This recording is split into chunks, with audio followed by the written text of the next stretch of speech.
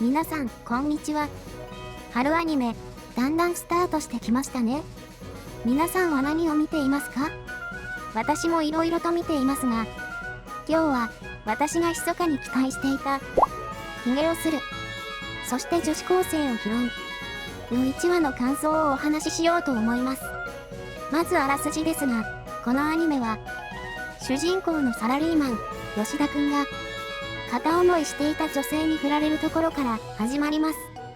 振られた腹いせにやけ酒した吉田くんは、帰り道で夜道に一人で座っていた女子高生のさゆと出会います。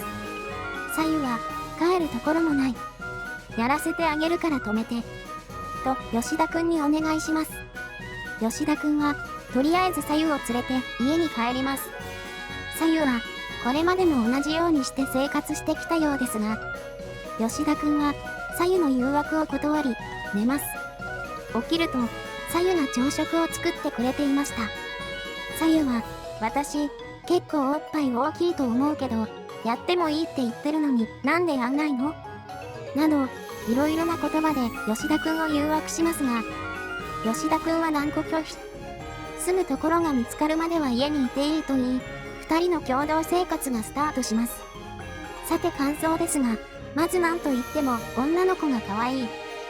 最初に登場した吉田くんの片思いの相手もかなりの巨乳美人でしたが、さゆも相当なレベルです。女子高生にはとても見えません。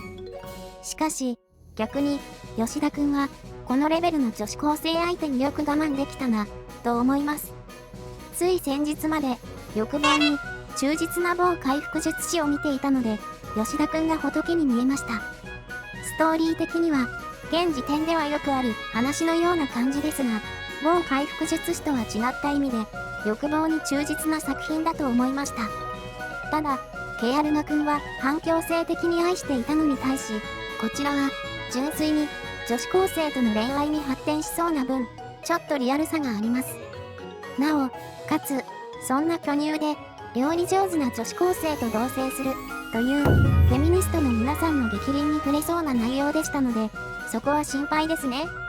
ただ、アニメ化にあたり、作者様も、その辺は注意喚起されてるみたいなので、大丈夫だとは思います。あと、とにかく、さゆちゃんがめちゃくちゃ可愛かったので、吉田くんが我慢できずに襲っちゃう、ヒゲをする。そして女子高生を拾う。完全回復バージョンの放送をぜひお願いしたいところです。とりあえず視聴継続して、2話以降も面白い展開があれば感想動画を作ろうと思います。それではご視聴ありがとうございました。